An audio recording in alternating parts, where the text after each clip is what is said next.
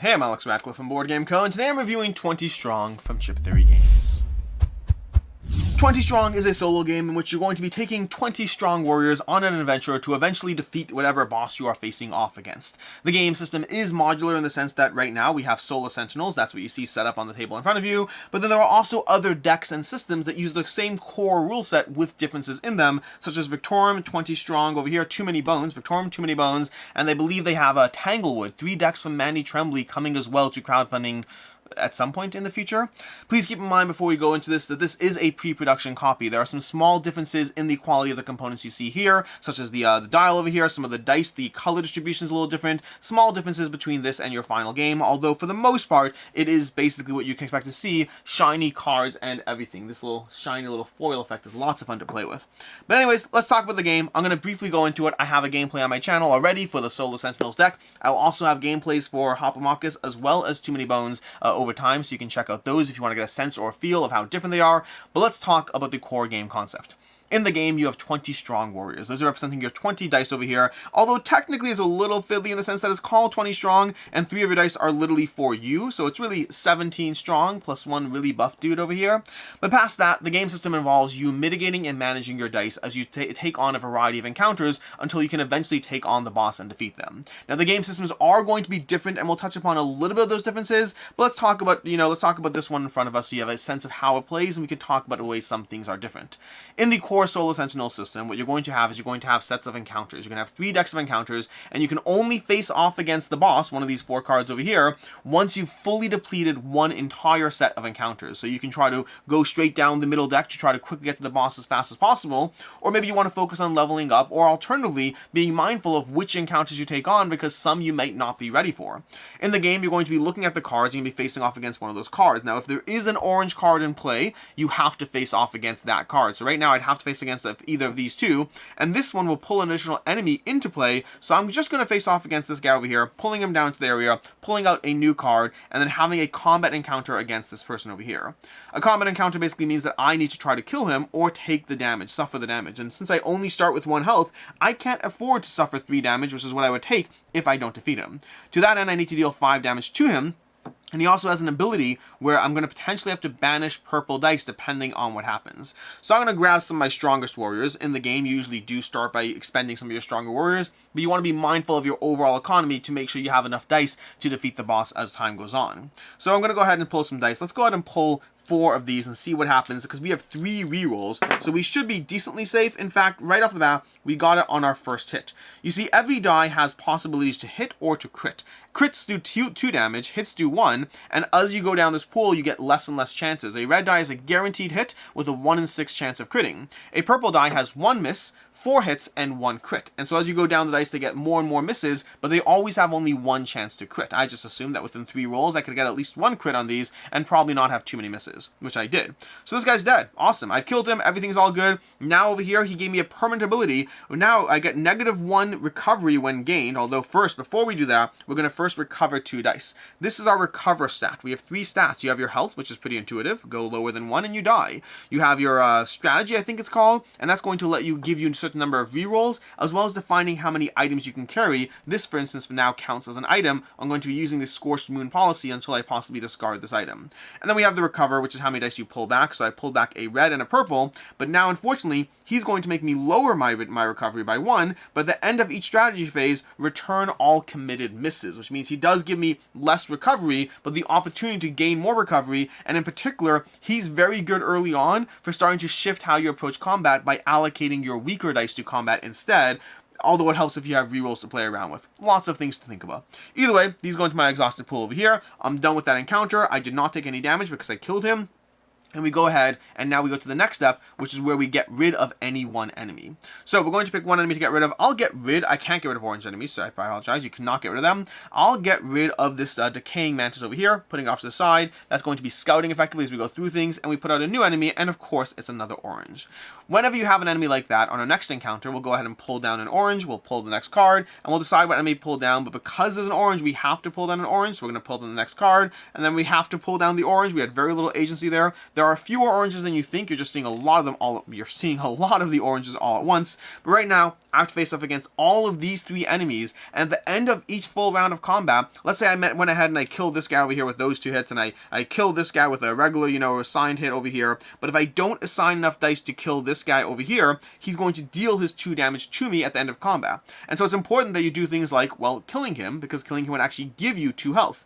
As you kill or defeat enemies, you get various perks, and so you're trying to be mindful of balancing how you upgrade yourself, because every enemy has different advantages on them as far as how you upgrade, how and when you take on enemies, which enemies you tackle, when you commit dice, how you commit dice, what your recovery is like, what your process for getting dice back. You're trying to balance a lot of things as you slowly work your way through the piles, trying to survive while expending your resources as you go. The game is a balance of trying to make sure you can stay ahead of the curve, you can power yourself up, you can get the stats and attributes that you need, and then of course there's also missions. Now in Solar Sentinels over here, the missions are optional. I do highly recommend them to improve your gameplay experience, but maybe skip them for the first game, depending how challenging you feel this is. But you're going to set up a bunch of missions when the game begins. You're going to set up 4 missions and pick 3 of them, and you have to accomplish those missions left to right before you can actually take on the boss. That's another thing you have to do. You have to deplete an entire stack, but also accomplish those missions before time goes on. Those will give you different things, like never surrender, activate 3 or more enemies in a single activation. That would have been great. The problem is you have to accomplish Cry Havoc first, and so there's a whole lot of things you're trying to balance as you go through this,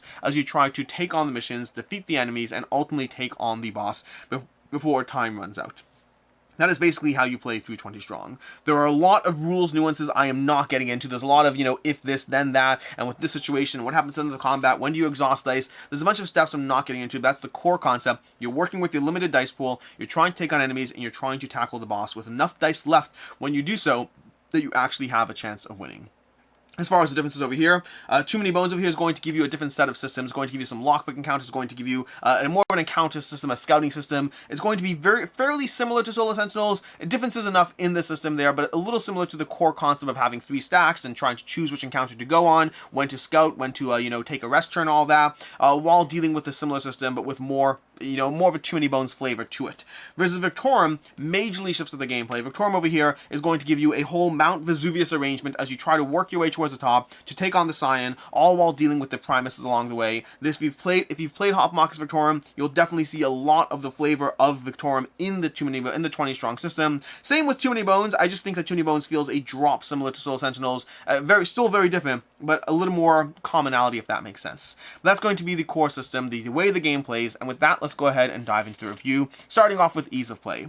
Overall, this game is mostly straightforward, but there are a lot of things to be mindful of. And it's one of those games that has a core rule set, but then modular rules, which I always find a challenge to learn. Whenever you have a game like that, where you're like, hey, learn this rule. Now, learn this rule book, learn how the system operates, but before you even have a chance to play it, now you have to learn the differences of what you're about to engage with. I always find those a challenge to get into, and that's no different over here. This game, you have to learn the rules, but then you have to immediately, before you play it, you have to pick up the Solar Sentinels rulebook, which I do recommend starting with Solar Sentinels, and be like, great, now that I've learned the core system, what's different over here? And then you have to dive into it. I find you like kind of mentally holding on to a picture while applying changes to that picture that you've never had a chance to actually see. You're just envisioning it.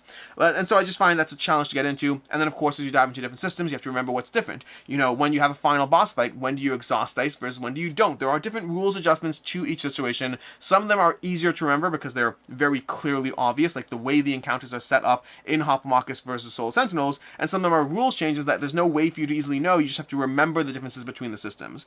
Past that, this is not a super complicated game. It just has a lot of fiddly edge cases and stuff that you have to be mindful of. So it's not one of those games that's a clean teach or clean learn, but it is easy enough to pick up past those exceptions and whatnot. As far as game length, varies drastically. I've played games of this in, 25 minutes, or even less if you lose. I've played games of this in 15 minutes if you lose pretty early on, and I've played games that ran closer to 45 minutes if it really stretched out. Going through Victorum, if you really try to engage with most of the encounters, which has happened, can easily be a 45-minute experience, if not more. As far as what I like, don't like, and can see others not liking, starting off with what I like, which is everything in this game is powers and abilities.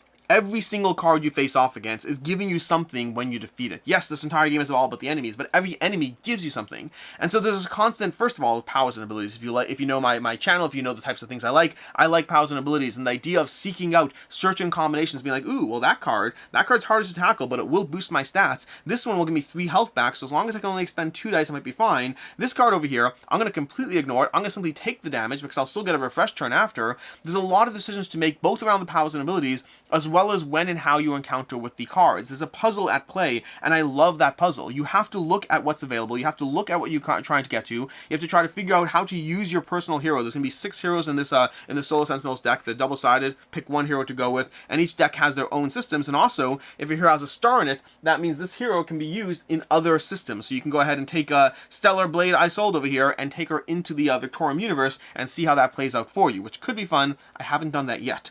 But past that, there's powers and abilities left, right, and center. There's items you'll gain, there's hero powers. Everything you take on is giving you something, but at a cost. And one of the decision points I love about the game is when you have to choose when to simply just take the damage. There's a lot of decision points about knowing not just which battles to tackle, but when to ignore a battle entirely. When to see this, do the math, figure it out, and realize, I could just take the hit this time, I'll take the L, and it's better off for me. It's better off for the resources. Sometimes you have to rest, sometimes you have to hide, sometimes you have to run away, and this game gives you that opportunity thematically of knowing when and where to apply those decisions, and there are a lot of decisions to be made. There's a ton of decisions from activating additional enemies, from which enemies to pull down into your pool, from when to overpower and assign a bunch of dice to combat versus when to hold back. The game is chock full of decisions as well as navigation. Those missions to me in the Solar Sentinels universe over here, those missions really give you a lot more decision space around what you have to do and when in order to achieve victory in the game, which just gives you a lot more to consider in a very rewarding way that I really appreciate. And the game gives you difficulty modifiers baked in.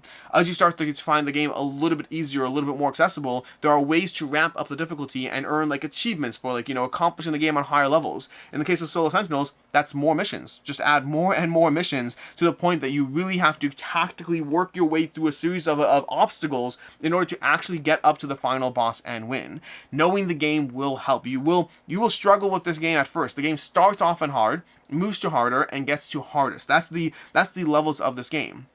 But like other game systems before it, if you do start to get a feel for it, as you start to pick things up, you will find it's easier, and you will find those difficulty modifications do add to your experience. And I like the game gives you that room to breathe. Although, again, your first game, you may not feel like you have room to breathe. As far as what I don't like in the game, first of all, as is always true with any game system that has dice, the statistically bad roll is never satisfying. That time where you sit there and you're like, okay, I'll tackle that enemy, I only need 3 hits, and you roll these dice and you manage to roll 2 misses, and you re-roll, you're like, whatever, I can get it again, and you roll it again, boom, 2 misses. At times you will just get statistically bad rolls. And yes, it's up to you to account for some degree of statistical anomaly, but at the end of the day, there's a degree where you count on, hey, I can fall into the 95%, and even that you don't fall into, and that can punish and cripple what you have going for you, especially if it's early on in your journey where you don't have enough other facets to mitigate over it. I find that statistically bad rolls are never satisfying, and that is just as true in 20 Strong as it is anywhere else. You try to make a chance, you try to gamble on the odds with a degree of confidence. You're like, this should work for me, and it just doesn't. So that can happen to you. And I'll say that sometimes there's a mid-game snowball where it can get too easy at a certain point. This does depend on a lot of factors. It depends on what deck you're playing with. It depends on, which cards come out. But if you get a bunch of the right dice or the right enemies at the right, not the right enemies, if you get a bunch of the right, not the right dice, if you get a bunch of the right enemies at the right time with the right upgrades that enable you to power up the right attributes, early on in the game, you might find yourself snowballing in a way that the game becomes too easy. There is a degree of luck in terms of the way in the presentation that the enemies came out. Even the way you saw me pull out 3 oranges, that's very rare for me in this game, and so there's definitely luck in both directions. There's times where you just hit with a bad hand, and you have to figure out how to make do with it, and there's times where you get a few things too early on, and then from there the game will snowball a bit because it becomes too easy. So this game does have luck, both in the way the cards come out, in the way you roll dice, in a way that can sometimes, the dice I find actually less luck based than you think. Past that bad roll, most of the time you don't plan around having a perfect roll. If you're like, oh great, I need 3 hits, you're not going to roll 3 dice and then get 3 crits. Even if you did get 3 crits, it's too late. Those dice are expended for the most part, unless of course you built up a high strategy, in which case you can rely on that, in which case that's part of the strategy anyway. Anyways, point is, luck is definitely present in the experience in a way that can make it harder or easier than you otherwise were expecting. As far as what I can see others not liking, it's hard. The basic level of this game is hard. That is part and parcel of what's going on here. If you don't appreciate a hard game, this may not be a game for you. It starts off as punishing, gets easier as you learn it, and then you put those difficulty modifiers back in order, not back in order to ramp up the experience to suit where you are at with the game. And the problem is, going back to what I said a second ago, even with that, there is luck and randomness at play in a way that means difficulty modifiers are not a perfect answer, because sometimes you're playing on easy difficulty and things just work against you, and sometimes you're playing it on super hard difficulty and everything works for you. There is swing to the experience. As far as final thoughts on 20 Strong, despite the things that I do not like about this game, which are minimal, but they are present, this is an incredibly satisfying experience, and the versatility of the fact that you have different decks means if I'm sitting there and enjoying this, like one of the problems I have with these kinds of solo games is I sit there, I play it 5 times, I play it 6 times, and then suddenly I'm like, you know what, I'll put it away, and then 8 months later I pull out again, remembering that it existed because I burnt myself through it initially.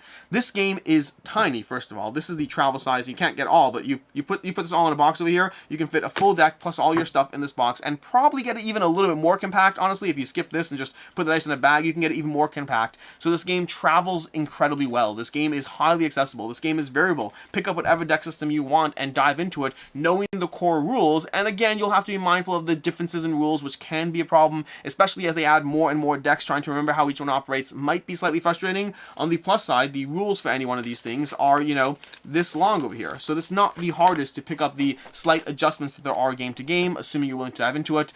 Overall, it's just a satisfying experience. It is hard, it is challenging, it is variable, it gives you powers and abilities. It gives you that sense of accomplishment when you win, because you will not win every time. My win rate in this game is probably about 50%, and that's without throwing in many difficulty modifiers yet. This is challenging, and it is therefore rewarding when you get through. And when I lose, more often than not, when I lose, I feel like I could have gotten close to it. I just played a game yesterday with my son of this. It is a solo game, take that into account, but I played a game with my son, making decisions together, and we kept on and hitting a wall, but managing to break through it up until the final boss. And then finally at the very end we were defeated, but it felt so close. It felt like we managed to just get close enough, even with the things that had happened to us along the way.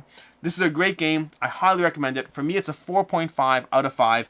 It's just a solidly good time at a small package with a high degree of variability. I'm starting to repeat myself. I like the game. I like the game is where I'm at with this one. In any case, as far as other game recommendations, first of all, if you're looking for something else that feels fairly similar in terms of the concept of having a large pool of resources that you slowly expend as you go through it, Resist from Salt and Pepper Games, distributed by 25th Century Games, is another game system that has that core concept of trying to defeat an enemy while understanding how and when to expend resources, when to get them back, and hoping that you pace yourself accordingly throughout the experience. And if you're looking for another one of my favorite solo games, also a small box, not as small, Under Falling Skies from CGE is always a fun time. I thoroughly enjoy the dice system as trying to survive, and it gives you a campaign system as well, so again, you have that degree of variability as you go through it and attempt to accomplish harder and harder scenarios as you play through Under Falling Skies. In any case, and until next time, I'm Alex Radcliffe from Board Game Co. I hope you found this video helpful, and as always, I hope you have a good one.